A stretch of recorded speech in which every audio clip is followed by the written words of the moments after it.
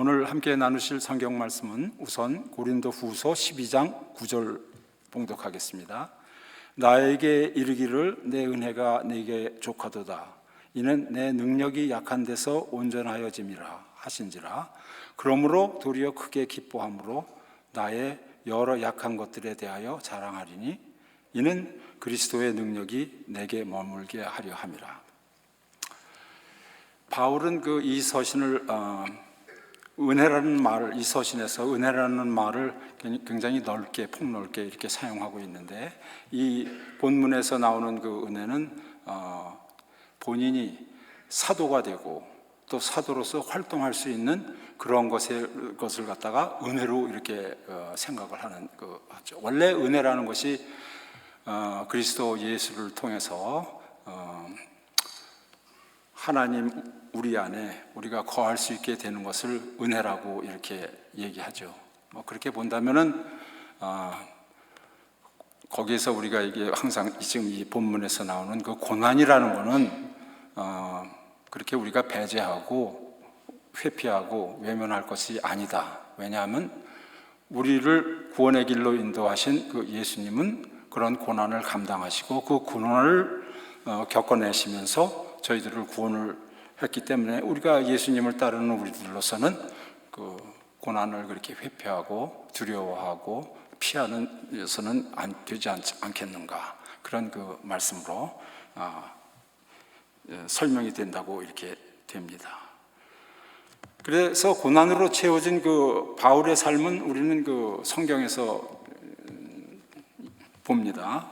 매를 맞고 옥에 갇히고 또 돌팔매질을 당하고 또 감옥에도 갇히고 배가 파선도 하고 그 다음에 배반도 당하고 그 다음엔 여러 가지가 많죠. 질병도 갖고 이게 그 불치의 그 병도 이렇게 갖고 말이죠. 이런 그 고난, 그는 예수님을 따르기 시작한 다음부터는 그의 삶에는 고난으로 가득 채워지기 시작했습니다. 여러분 잘 아시죠?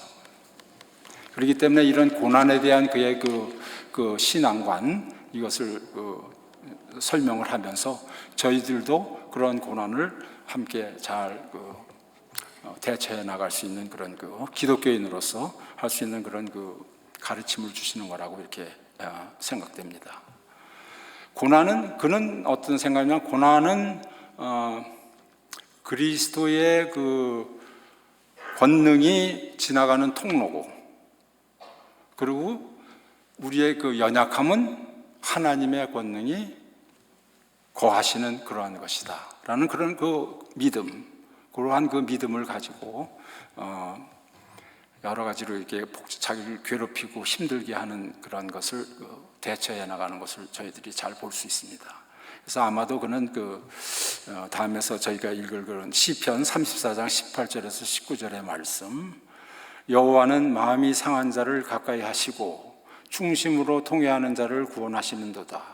의인은 고난이 많으나 여호와께서 그의 모든 고난에서 건지시는도다. 이러한 말씀을 그 시편에서 읽으면서 자기를 많이 위안하고 위로하고 용기를 북돋았을 거라 생각이 됩니다. 우리들도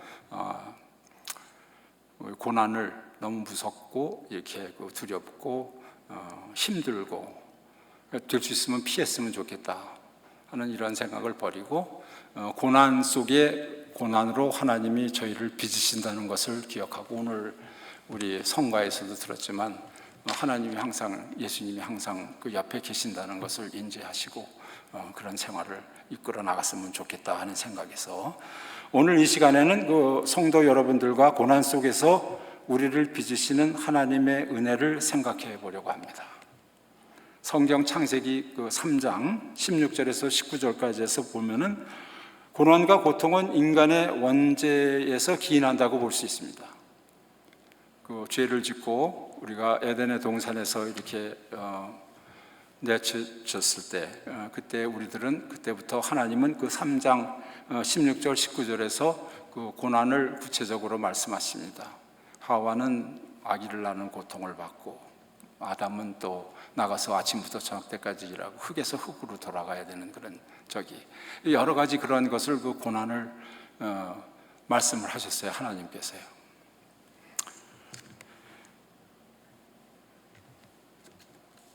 그래서 이제 얻은 그 고난과 고통은 우리들을 불안과 혼동의 시야로 어둡게 만듭니다. 처음에는 상황을 의심합니다. 그 다음엔 사람을 의심하게 되고, 또 사람을 의심한다면은 하나님까지도 의심을 하게 됩니다. 그러면서 자신을 잃어가는 게 되는 거죠. 이 고난과 고통은 우리가 대처를 잘 하지 못하고 올바른 생각을 하지 못하고, 보통 사람들이 얘기하는 시간이 약이다, 시간이 지나면은 이런 고통과 고난이 지나간다 하고 하나님이 저희들에게 주시는 사인을 무시해버리는 경우가 많아요. 보통 그렇습니다. 그리고 진짜로 그냥 시간이 지나가면 낫겠지, 또 그러고 좀 지나가서 편해져서 망각해서 우리가 편안함을 얻으면은 하나님은 그 자리에 없으십니다. 그런 걸 생각해서 우리가 이 고난과 고통이 왜 우리에게 오는지, 왜 하나님은 왜 그럼 고난과 고통을 우리에게 주셨는지, 이러한 것을 좀 살펴볼까 합니다. 고난을 설명하려 철학은 고난은 인간 존재의 본질적 현실이며 의미를 찾는 과정이라고 합니다. 지혜와 덕으로 대체하라고 말합니다. 심리학에서는 일종의 그 질병과 같은 거로 이렇게 판단을 하고 건강한 치료 방법을 제시합니다. 그러나 기독교는 고난을 설명하는 것에 그치지 않습니다. 고난을 회피하는 회피책을 마련하기보다 고난 속에서 함께 하시는 하나님을 선포합니다. 기독교는 예수 그리스도를 통해 하나님에게 인간의 고난 속으로 직접 들어오셨으며 그 고난은 구원과 영광으로 바꾸셨다는 그 복음을 전합니다. 따라서 성도는 고난이 없어질 것이라는 약속이 아니라 고난 가운데에도 하나님이 함께 하시며 그 고난을 통해 믿음을 성숙하게 하시고 결국 영원한 소망으로 인도하신다는 약속을 붙들고 살아갑니다. 사도 바울은 그렇게 로마서 8장 18절에서 생각하건대 현재의 고난은 장차 우리에게 나타날 영광에 비교할 수 없도다 하십니다. 그럼 희망을 갖고 사는 거죠. 우리들은 하나님을 믿고 예수를 따르기에 고난을 두려워하거나 회피하지 말아야 합니다. 하지만 오늘날 우리는 과거 어느 시대보다도 편리한 그 세상에 살고 있습니다. 손안에 휴대전화 하나로 모든 정보를 얻고 멀리 있는 사람들과도 즉시 연락할 수 있습니다. 그러나 이상하게도 사람들은 점점 더 외로워지는 것 같습니다. 기술은 발전했지만 관계는 약해지고 통화는 하지만 교제는 그렇게 많지 않습니다. 우리는 그 편안함의 최고로 가치로 여기는 시대를 살아갑니다. 조금이라도 힘들면 피하고 조금이라도 불편하면 다른 길을 찾습니다. 그러나 성경은 우리에게 다른 길을 보여줍니다. 예수님께서는 좁은 길을 말씀하셨고 십자가의 길을 말씀하셨습니다. 그 길은 쉬운 길이 아니지만 생명으로 인도하는 길입니다. 제가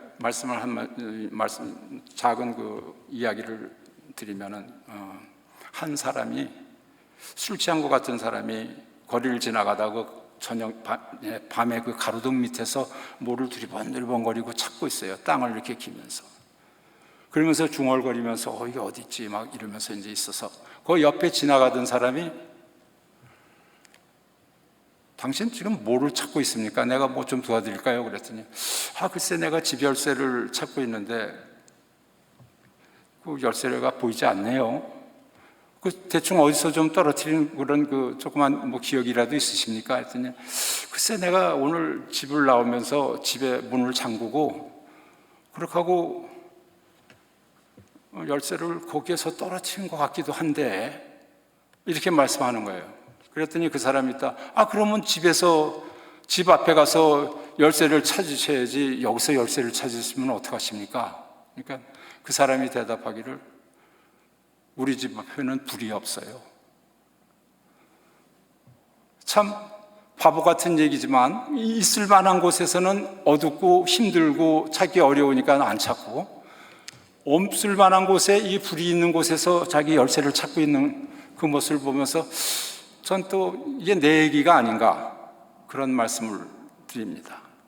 저도 평생 이렇게 하면서 이 자리에 지금 올라와서 여러분과 이렇게 성경을 나누면서 말씀을 나누면서 은혜를 받는데, 나의 그 이전의 삶을 볼 때는 참 이렇게 어리석었습니다. 그렇지 않은 곳에서 삶의 의미를 찾고 내가 무엇을 해야 되는지 그런 앞날을 생각하면서 기획하면서 그렇게 살았던 그런 이 얘기가 바로 그 나를 얘기해 주는 것이 아닌가, 그렇게 생각이 돼요.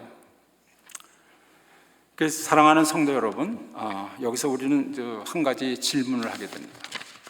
왜 하나님은 사랑하는 사람에게 고난을 허락하시는가? 성경은 우리에게 놀라운 사실을 보여줍니다. 하나님은 고난을 사랑하지 않으십니다.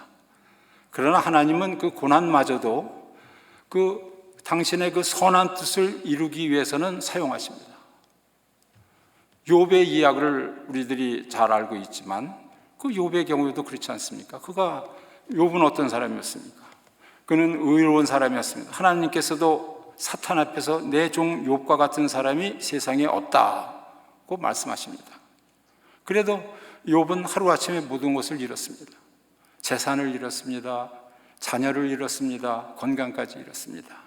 친구들은 분명히 네가 무슨 죄를 졌기 때문에 이러한 처지에 빠지게 됐다 하고 비난하면서 비평을 합니다. 그러나 여기서 우리가 배워서 그 고난, 여기 이해를 해보자면은 왜 욥한테 하나님이 그런 고난을 주셨는가? 하나님은 자신을 욥에게 보여주시기 위해서 그렇게 하신 거다. 제가 하시는 말씀이 뭐냐면 이 욥의 하신 말을 욥기 42장 5절에 이렇게 고백합니다. 내가 주께 대하여 귀로만 들었사오나 이제는 눈으로 주를 배웠나이다. 귀로만 들었지만 이제 눈으로, 아마 욥은 자라면서 배우기도 하고 듣기도 하고 하나님을 어림져 이렇게 계산해보고 하나님을 피겨아웃 했을 그런 위치에 섰었던 것 같아요. 그러니까 지식으로 쌓고 하나님을 알고 이러한 방법이었는데, 이러한 고통을 직접 당하고 나니까 하나님을 보게 되다 이거예요. 그가 하나님을 보게 되고 그러한 믿음을 계속 유지했기 때문에 그는 후에 여러 가지 몇 배로 축복을 많이 받았죠. 그러니까 우리는 이런 고난을 그렇게 꺼리고 받지 말아야 될 것으로, 힘들고 그런 것을 피해야 될 것으로 이렇게 요즘 세상 사람들 같이 그렇게 생각해서는 안 될 거라고 생각합니다. 다니엘도 마찬가지예요. 다니엘도 그 사람은 충실한 하나님의 종이었습니다. 그런데 상을 받는 게 아니라 사자굴로 이렇게 들어가게 돼요. 근데 그는 사자굴에 들어가면서 내가 살아도 하나님, 내가 죽어도 하나님 하는 그런 믿음을 가지고 사자굴에 들어갔습니다. 하나님은 우리가 가지고 있는 그렇게 믿음이 강한 사람도 그거를 성장을 시키고 그것으로 고난으로 해서 그를 구원하시는, 그렇게 더 좋은 그런 믿음을 가진 자로서 이렇게 하나님과 가까이 하시는 그러한 자세를 취하시는 겁니다. 그걸 어떻게 하셨어요? 하나님께서는 그 믿음을 보시고 사자의 입을 봉해버렸습니다. 시험한 거는 아니고 하나님은 시험하시지 않으시고 드러내시는 분이시다. 믿음을, 그사가 가진 사람의 그 믿음을 드러내시는 분이라는 것을 저희들이 알아야 할 것입니다. 사랑하는 성도 여러분, 고난은 하나님의 시각으로 바라보아야 하겠습니다. 우리는 고난이 찾아오면 가장 먼저 왜를 묻습니다. 왜 이런 고난이 나에게지? 우리 오늘 부른 복음성가에서도 마찬가지로.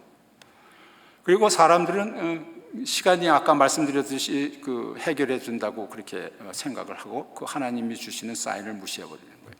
하나님께서는 때때로 왜보다도 네가 무엇을 배우고 있는가 물으십니다. 그리고 우리는 고난이 언제 끝날 것인가를 묻지만 하나님께서는 고난 속에서 우리가 누구를 붙들고 있는가를 보십니다. 야곱도 욥도 다니엘도 바울도 고난을 피한 사람들이 아니었습니다. 그들은 모든 고난 가운데서 하나님을 더욱 깊이 만났습니다. 혹시 사랑하시는 여러분의 삶에서도 그런 머물고 있는 고난이 있으신지요? 오랫동안 해결되지 않은 문제가 있는지요? 기도해도 응답이 더딘 것처럼 느껴집니까? 오늘 하나님께서 우리에게 말씀하십니다. 내 은혜가 네게 족하도다. 하나님의 은혜는 언제나 우리의 고난보다 크십니다.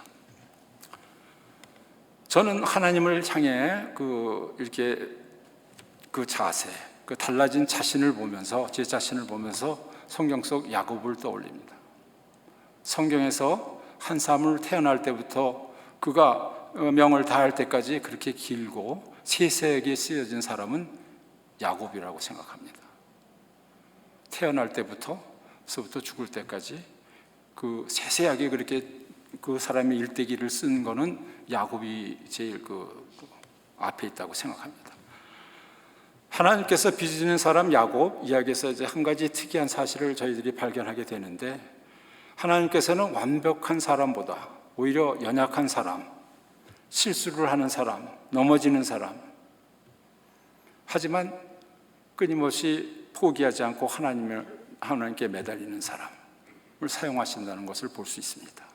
우리는 흔히 야곱을 믿음의 조상이라고 부릅니다. 그러나 그의 삶을 자세히 들여다보면 그 사람은 처음부터 믿음이 훌륭했던 사람은 아니었습니다. 오히려 그는 매우 인간적인 사람이었죠.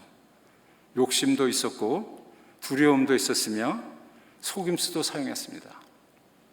그런데 놀라운 사실이 있습니다. 창세기 25장 23절에는 하나님은 이미 말씀하셨습니다. 큰 자가 어린 자를 섬기리라. 야곱이 아무것도 하기 전에 하나님은 이미 야곱에게 복을 약속하셨습니다. 하지만 야곱은 서둘렀습니다.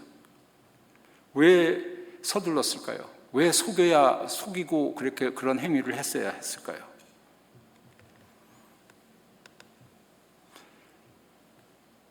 그는 눈앞의 현실이 더 커 보였기 때문입니다.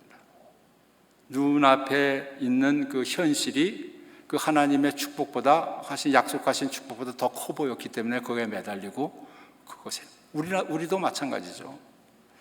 하나님께서 함께 하신다고 말씀은 하시지만 현실이 더 커 보입니다. 하나님께서 길을 여신다고 약속하지만 당장의 어려움이 더 크게 보입니다. 그래서 우리는 하나님의 때를 기다리지 못하고 우리의 방법을 선택합니다. 그러나 하나님은 그런 야곱도 포기하지 않으시는 하나님이십니다. 항상 함께 계신다고 그러셨죠, 아까. 하나님은 변화를 원하셨습니다. 야곱은 아마 수없이 하나님께 물었을 것입니다. 왜 이런 일이 저에게 일어납니까? 왜 라반이 나의 외삼촌이 왜 나를 이렇게 자꾸 속이고 나를 이렇게 괴롭힙니까? 이런 20년 동안의 생활 속에서 그는 고난과 고초를 겪으면서 속이고 속는 그런 삶을 살면서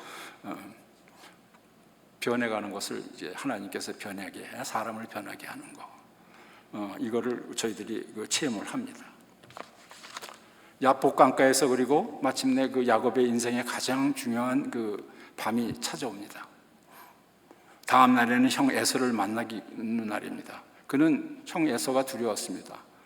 사실상 두렵고, 그래서 먼저 선물도 보내기도 하고 식구들은 또 빼돌리고 자기 혼자서 이렇게 남아서 있다가 어떤 사람하고 씨름을 하게 됐는데 그 사람이 곧 우리들이 잘 알고 있는 하나님이시라는 말씀이십니다.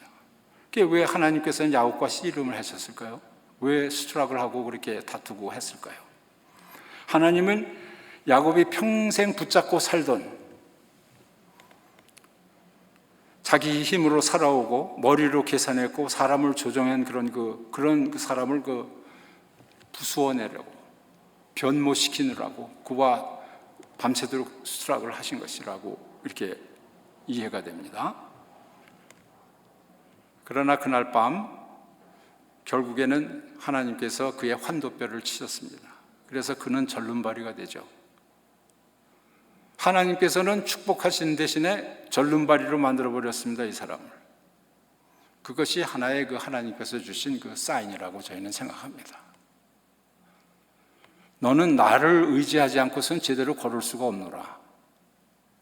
그런 하나의 그 가르침이라고 생각하십니다. 그리고 그 야곱을 변하게 합니다. 그렇게 그가 그렇게 상하고 다쳤을 때 그는 하나님, 저를 붙들지 않으면 저는 놓아주시지 않겠습니다, 하나님을.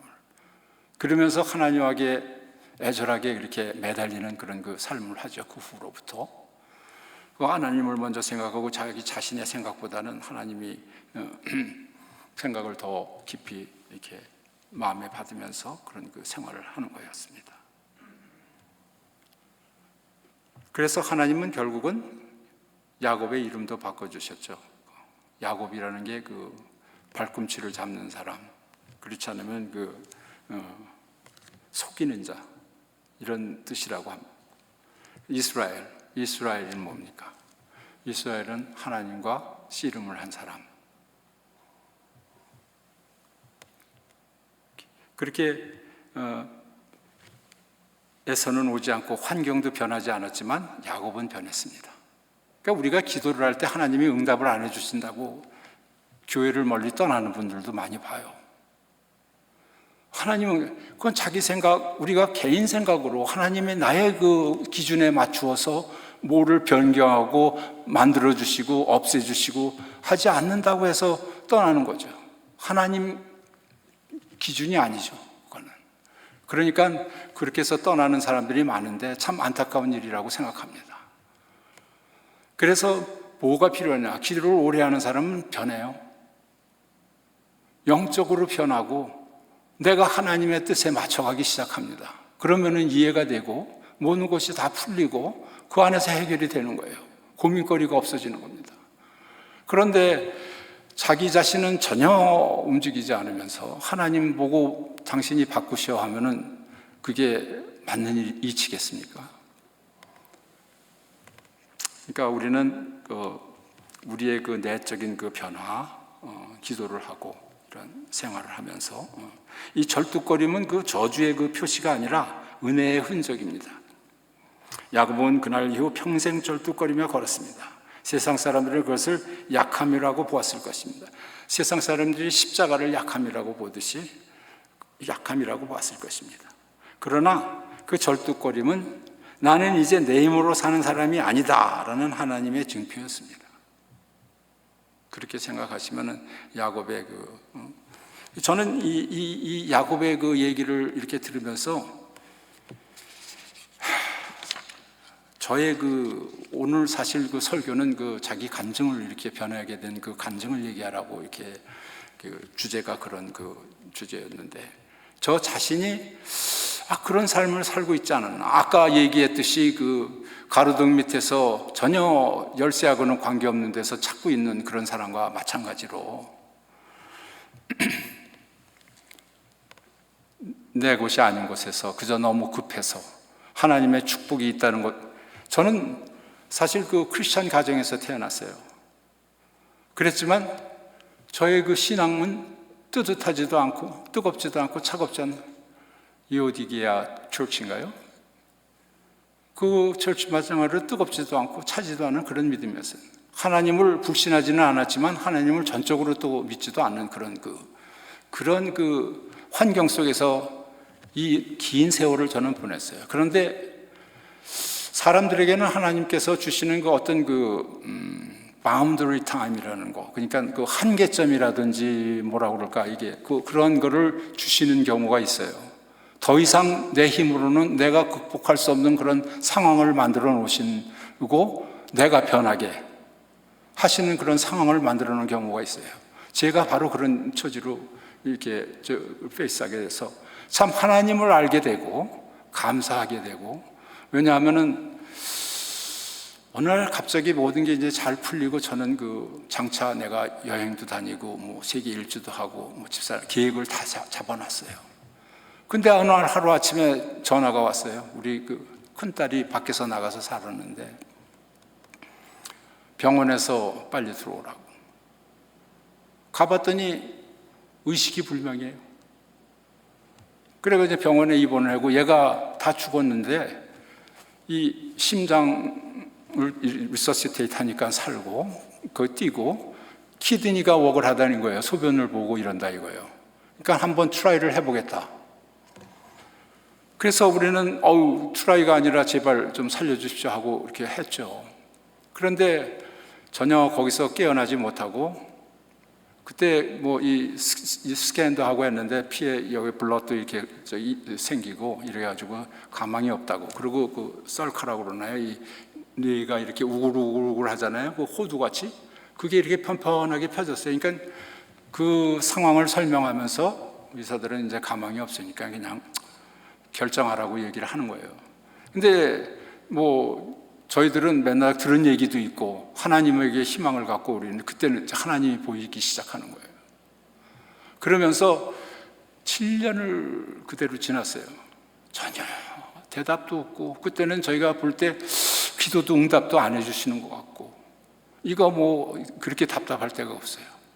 집에 들어가서 잠을 자려고 그러면 그냥 가슴이 아파가지고 잠을 잘 수가 없어요.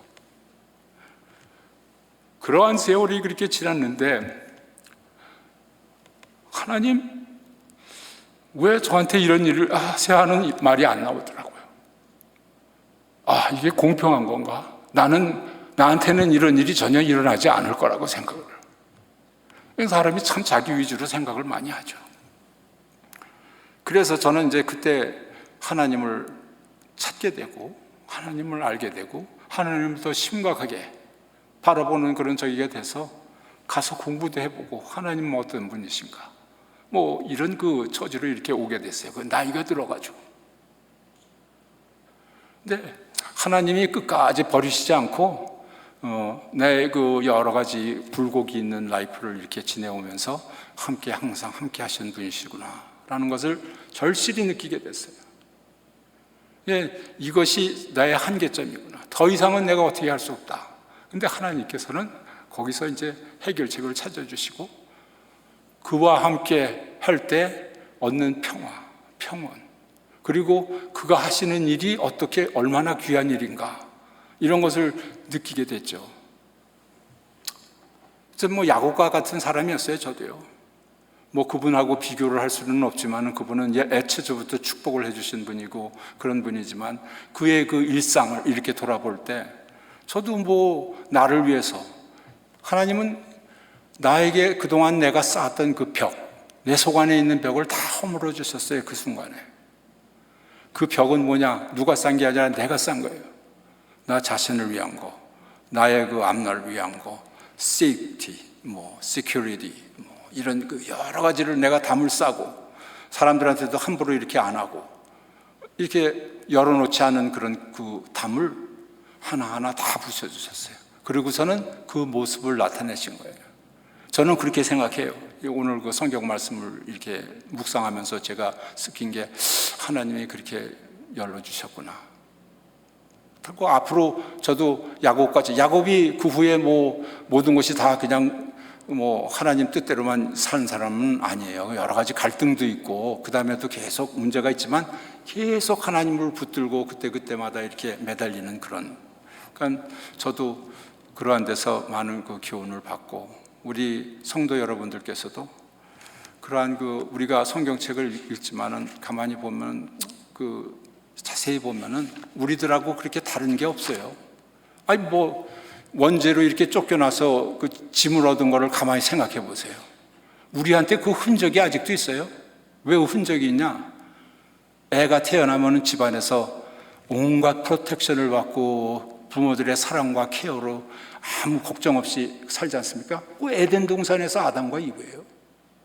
그런데 애가 자라서 청소년이 되기 시작하면은 살살 아버님 어머님 하는 거를 이렇게 보면서 비판도 하고 자기네들이 판단을 하기 시작해요. 그러면 그 선악과를 따먹는 그런 결과가 되는 거죠. 그 애들이 반항도 하기 시작하고, 이런 거 지나오시지 않았었습니까? 그러다 보면은 나중에 다 커서 출가를 해요. 에덴 동산을 떠나요. 그러면 그때부터 그 사람은 고생해요. 아버지 어머니가 고생한 거 생각하고, 하나님이 우리한테 이렇게 얼마나 잘하신가를 고생으로 압니다. 그 사람들이 직접 나가서 고생할 때 아버지 어머니가 얼마나 고생하셨나를 알게 되는 거예요. 하나님이 그래서 우리한테 고난과 이 고생을 우리한테 주신 게 Remember me. 내가 있는 거를 니네들이 인식하고 살아라. 그래서 주신 거예요. 그거 언페어하다고 생각하세요? 나는 그렇게 생각 안 합니다. 언페어하지 않죠. 얼마나 하나님이 우리를 사랑하셨으면 그랬었을까. 가만히 우리 생각을 해보시면은 그 흔적이 우리 그 아담과 이브만의 얘기가 아니에요. 우리의 삶에서도 그것이 그 흔적이 보입니다. 그런 게. 그러니까 저희들이 그런 그 성경을 이렇게 보면서도 자꾸 그런 나하고의 어떤 연관성이 있나, 우리가 이 사회하고 어떤 연관성이 있나, 내 이웃하고 이걸 읽으면서 어떤 연관성을 가져야 되나, 이런 걸 많이 생각하시면서 읽는 것이 상당히 우리 성경 읽는 사람들의 그 자세라고 생각해요. 그냥 물론 막 얘기나처럼 읽고 이렇게 저기 하는 것도 중요하겠지만은 그 내면에 깔린 그런 것들을 우리들이 많이 캐치할수록 여러분들의 영적 생활에 엄청난 활력을 주고 또 신앙생활을 하시는 데 도움이 될 거라고 생각합니다. 하나님은 우리의 고난을 헛되게 하시지 않으십니다. 우리는 어떻게 고난을 감당하며 살아가야 할까요? 돌이켜보면 제 삶에서 가장 큰 은혜는 제가 원했던 때에 찾아온 축복이 아니었습니다. 오히려 가장 이해할 수 없던 고난 속에서 하나님께서 저를 만나주셨던 것이 가장 큰 은혜였습니다. 사랑하는 딸을 잃은 그 시간은 제 인생에서 가장 깊은 슬픔의 시간이었습니다. 물론 어머니도 돌아가셨고 아버님도 돌아가셨고 다 겪었습니다. 어렸을 때 겪기도 하고. 근데 이 딸 아이가 가고 나니까 참 그것처럼 가슴 아프고 쓰린 게 없더라고요. 제가 이렇게 말씀을 드리지 않아도 근데 잘 아시겠죠. 예, 그런 경우에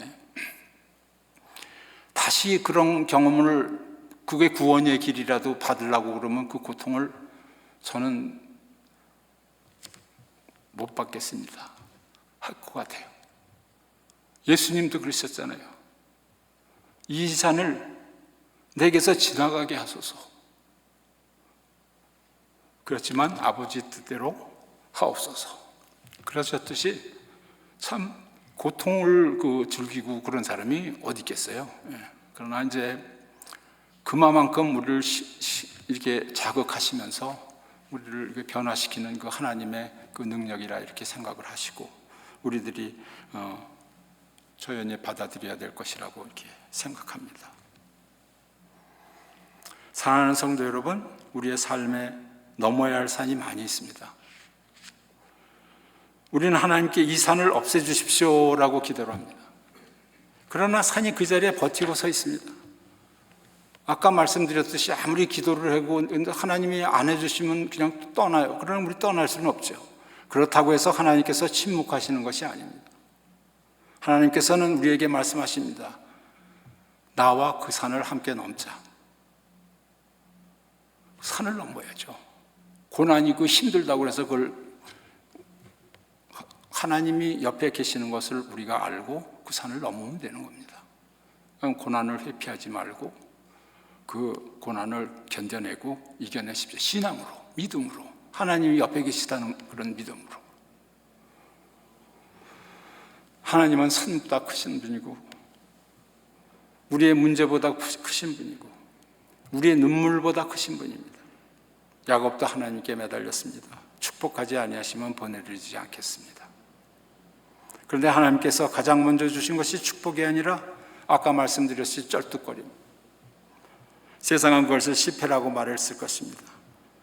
그러나 하나님은 그 쩔뚝거림을 통해 야곱이 평생 하나님을 의지하며 살도록 만드셨습니다. 저에게 고통을 주시고 그거로 인해서 그 사라지지 않는, 사그러지지 않는 그 고통, 여기 항상 남아있는 고통, 어디 가다가도 비슷한 애 보면 생각이 나고 그 고통을 주시면서 하나님을 항상 생각하게 만드시는 거예요.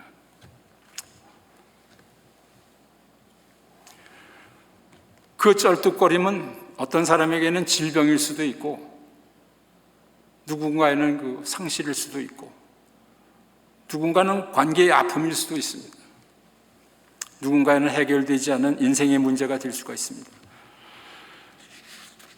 그러나 하나님께 붙들린 사람은 그 줄뚝거림은 하나님의 은혜를 기억하게 하는 흔적이 됩니다.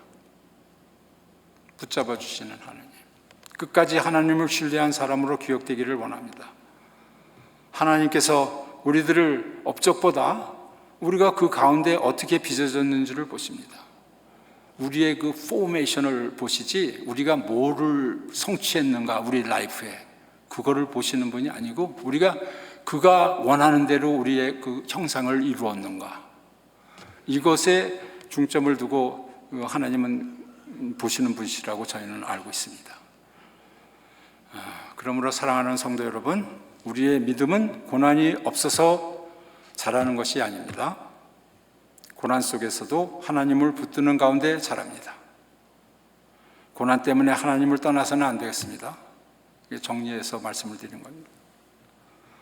오히려 고난 속에서 하나님께 더 가까이 나와야 할 것입니다. 세상은 강한 사람이 성공한다고 말합니다. 그러나 성경은 주님을 붙드는 사람이 강한 사람이라고 가르칩니다. 하나님의 권능의 자리는 우리의 연약합니다. 바로 사도 바울이 믿었던 그 신조와 같이 우리가 꼭 믿으셔야 됩니다. 예수 그리스도는 고난은 예수 그리스도의 권능의 통로다. 참 이 말을 저는 참 짧지만은 굉장히 참 가슴 감명 깊게 이렇게 써서 잊지 않을 겁니다. 그 말을. 마침내 우리는 영원한 생명 길로 인도하십니다. 그렇게 하셔서 그날 우리는 비로소 깨닫게 될 것입니다. 우리의 고난은 결코 헛되지 않으며 하나님께서 그 모든 시간을 통하여 우리를 더욱더 예수 그리스도를 닮은 사람으로 빚어오셨다는 그 사실을 알려주고 있습니다. 예수님께서는 죄가 없으셨지만 우리를 위해 가장 큰 고난을 받으셨습니다.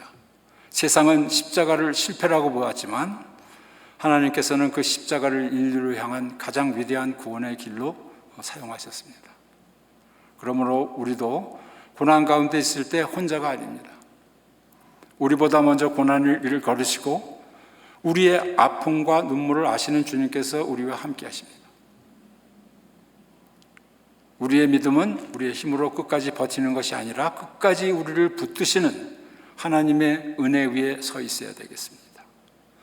비록 오늘 우리가 쩔뚝거리며 걸을지라도 하나님께서 끝까지 우리를 붙드시고 영원한 생명의 길로 인도할 것입니다.